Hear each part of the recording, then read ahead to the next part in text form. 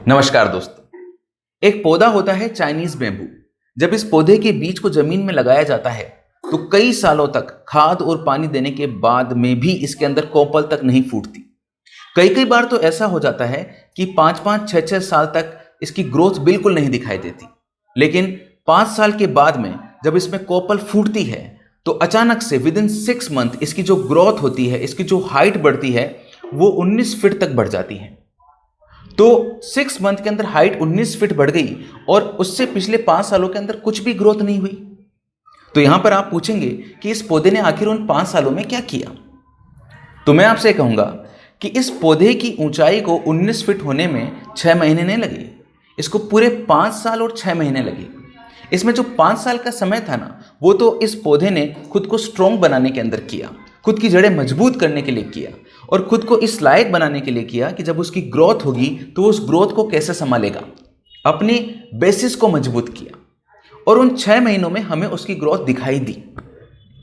तो ये पौधा हमें बहुत कुछ सिखा के जाता है और हमारे बहुत सारे सवालों के जवाब देता है।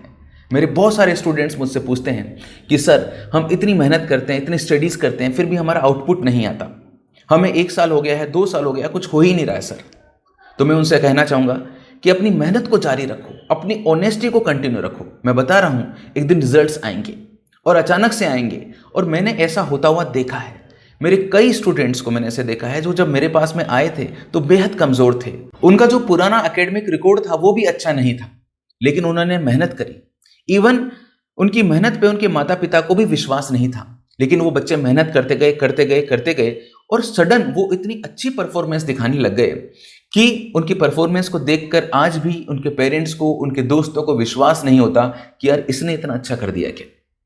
लेकिन सिर्फ एक चीज चाहिए, मेहनत करते जाओ करते जाओ करते जाओ।